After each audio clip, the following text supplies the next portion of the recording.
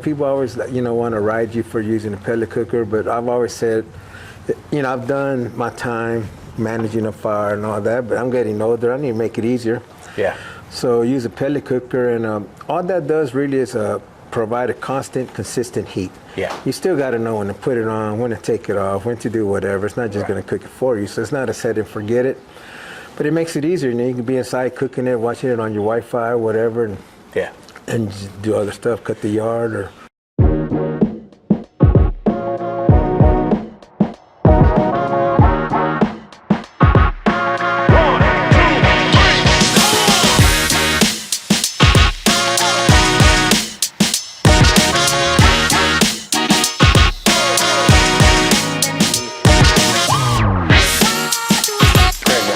Barbecue Ninja here. I'm sitting with my good friend Robert Sierra. Robert is from Texas, and tell us a little bit about your background, Robert. Like, you're from Texas, where in Texas, how long you been barbecuing, kind of give us background. Well, I'm from San Marcos, Texas, born and raised, been here all my 23 years of life. But other than that, just here in Texas, and started cooking back in 2003. And here we are today. Yeah. Now, your name of your team is S&S Pit Crew. Yes. Tell us about that name. Well, the S&S Pit Crew came about because when we got off the hauling cattle in the trucks, my dad wanted to retire. So we retired, and then he wasn't doing nothing at home. So I met a friend. We started barbecuing.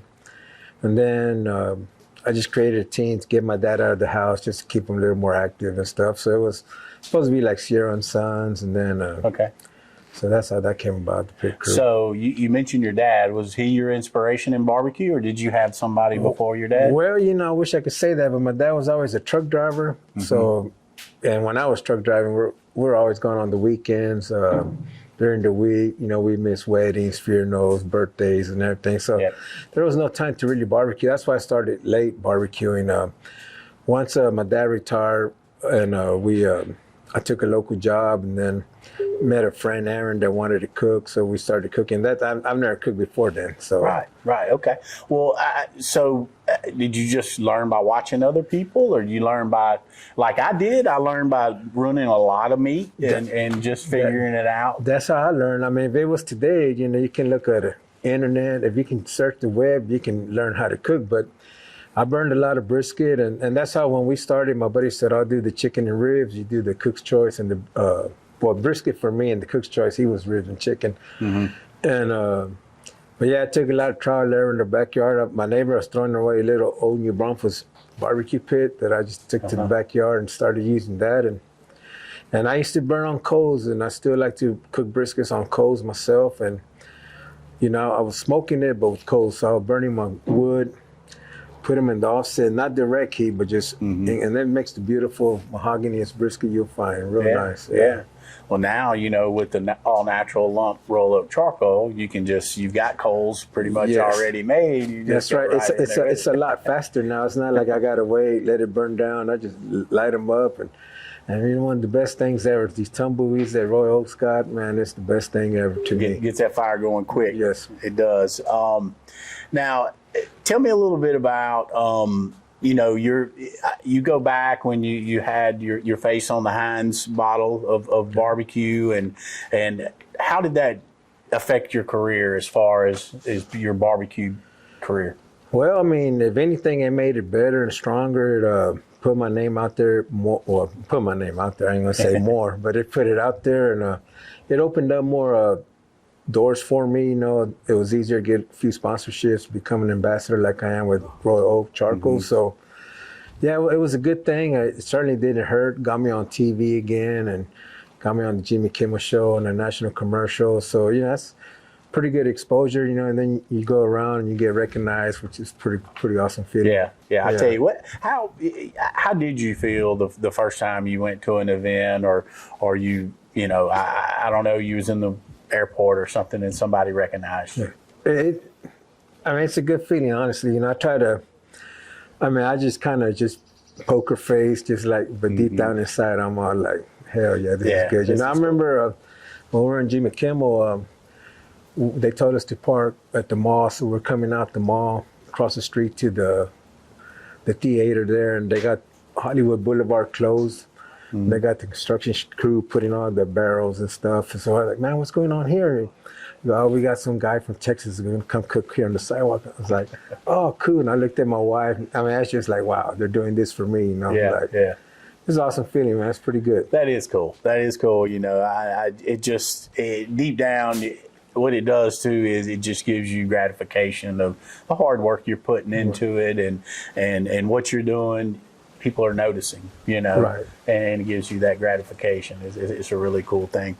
Yes. You cook a lot in Texas, but you cook a lot out of Texas also. In the competition kind of trail, what's your favorite competition and why?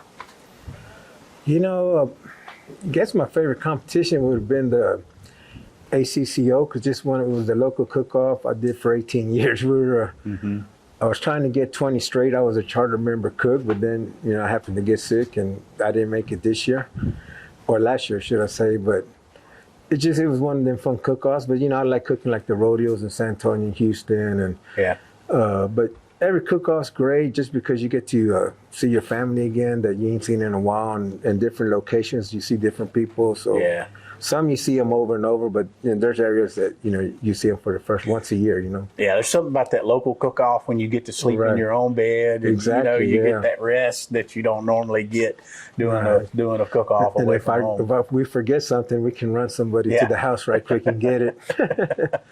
You get out, and some of these, they're rural, and if you don't have it, you just got to figure out something else to do. Make it work. You know, I remember when we came to Atlanta last year, or the year before, I got something from every ambassador out there, you know, on the family. So they all loaned me something to use, and we ran with it. So I know we talked, and you were like, "Hey, I'm pretty much gonna show up," and you know, I was like, "Well, we'll handle everything from there." And that's, you know, that's what Barbecue Family does. That's, you know, we're gonna make sure you're taken care of, and you know, you wanted to be there, and we wanted you to be there, and that's all that matters. So we made that happen. I appreciate that. Yeah, definitely. And you know, there's a lot of technology out there these days in barbecue. And now, have you implemented any of the technology into your cooking? I do use a pellet cooker, which, you know, I love using my raw oak pellets, charcoal smoke pellets.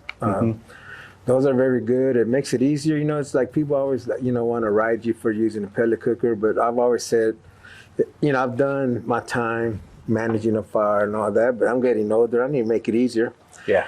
So use a pellet cooker, and all that does really is provide a constant, consistent heat. Yeah. You still got to know when to put it on, when to take it off, when to do whatever. It's not just going to cook it for you. So it's not a set and forget it, but it makes it easier. You know, you can be inside cooking it, watching it on your Wi-Fi or whatever, and just do other stuff, cut the yard or whatever. Well, it's like I always tell people, the wrong way to cook is not at all.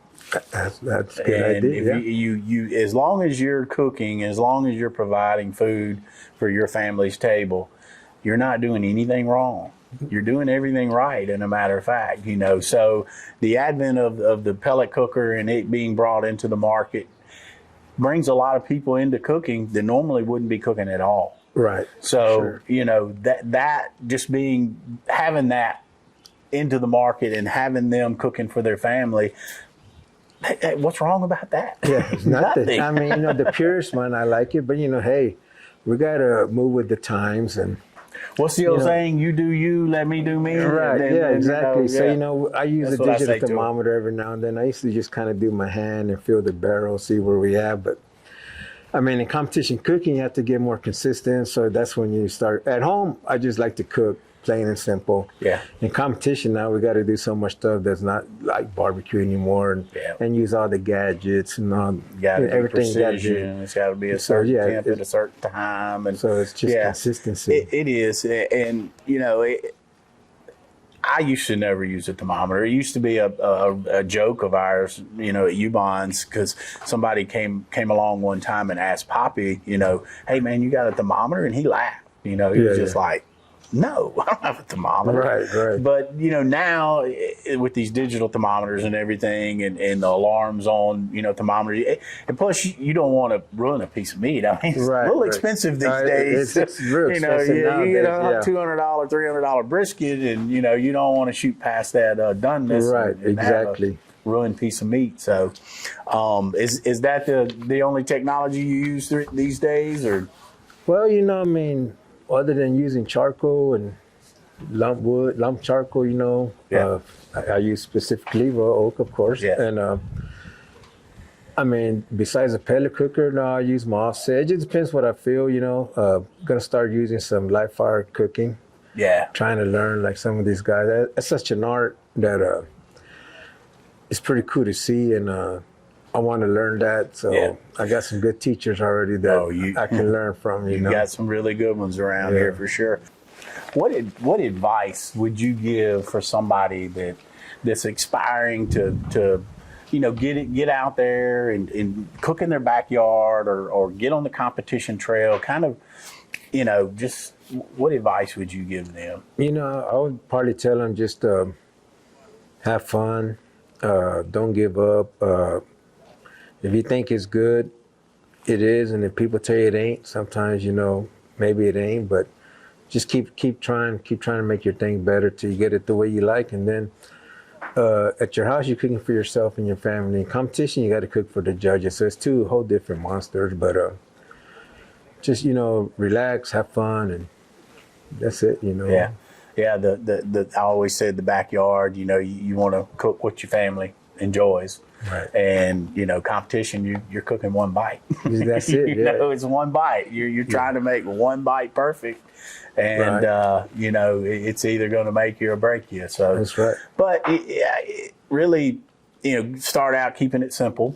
You might want to get you a Weber or something like that, and figure it out, because. And then slowly upgrade, and you might have a Black Pearl one day, and something like that. And, that's right, and do that. So as long as you got good fire management and use some good meats, you're gonna be all right. But as of right now, if you're starting out, I say just look on the internet, do some research. There's tons of information how to barbecue. You can take classes almost every other day of the week somewhere. Someone's holding a class. Yeah. So the learning curve is a lot shorter now than when we first started. Exactly.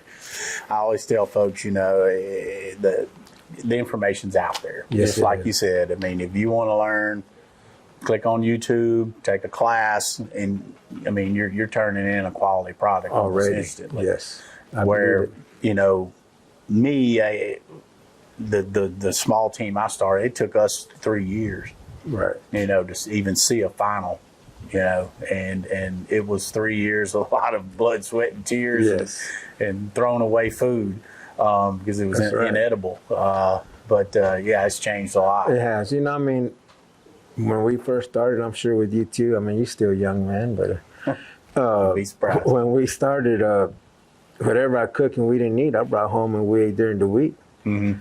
Now, what I cook just stays there. If somebody wants it, they can have it. I'm not going to feed that to my family. Right. I mean, you can eat a bite or two, but we're not going to eat it all like we used to back in the day. It's so rich and so just loaded up with all kinds of stuff. MSG and salt. And I call it, it's like NASCAR. There's nothing stock about it anymore. It's just a whole different monster for competition barbecue. It is. Well, what's your favorite dish that your family requests from you to cook for?